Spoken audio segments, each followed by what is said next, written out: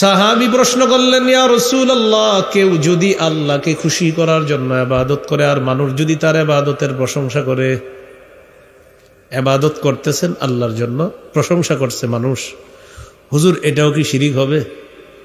ফাকাল রাসূলুল্লাহ সাল্লাল্লাহু আলাইহি ওয়াসাল্লাম, তিলকা আজিলু বুশরাল মুমিন। নবীজি বলেন, এটা হলো মুমিনের জন্য দুনিয়াতে নগদ সুসংবাদ। ইবাদত হবে কার? আল্লাহ। প্রশংসা করছে মানুষ, এটা হলো নগদ সুসংবাদ। বলেন, লোক দেখানো ইবাদত তথা গোপন শিরিক দাজ্জালের চেয়ে ভয়ঙ্কর। কার চেয়ে ভয়ঙ্কর? অহরহরি ভয়ঙ্কর কাজ আমরা ডেলি করি, ঠিক না? এরকম না করা, আল্লাহ হেফাজত করেন।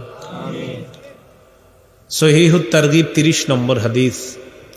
খরাজ আলাইনা নবী সাল্লাল্লাহু আলাইহি ওয়াসাল্লাম নাহনু নাতাযাকারুদ দাজ্জাল।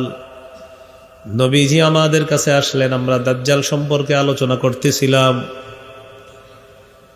নবীজি আমাদেরকে বললেন, আলা উখবিরুকুম বিমা হুয়া আখওয়াফু আলাইকুম ইনদি মিনাল মাসিহিদ দাজ্জাল। আমি কি তোমাদেরকে এমন বিষয় বলবো না যে বিষয়টা তোমাদের ব্যাপারে আমি দাজ্জালের চেয়ে বেশি ভয় করি?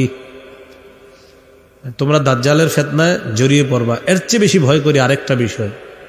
সাহাবীরা অবাক, সেটা আবার কি? নবীজি বললেন, আশিরকুল খাফি, গোপন শিরিক, লোক দেখানো ইবাদতের মধ্যে তোমরা জড়িয়ে পড়বা, এই ভয়টা আমি দাজ্জালের চেয়ে বেশি ভয় পাই। দাজ্জালের ফিতনায় তোমরা পড়বা, এটাও একটা আশঙ্কা আছে আমার, এর চেয়ে বেশি আশঙ্কা আমার উম্মত দলে দলে তোমরা গোপন শিরিক, লোক দেখানো ইবাদতের মধ্যে লিপ্ত হয়ে যাবা। বলি নাউজুবিল্লাহ। তো এই অহরহর শিরিকটা আমাদের অনেকের হয়ে যায়।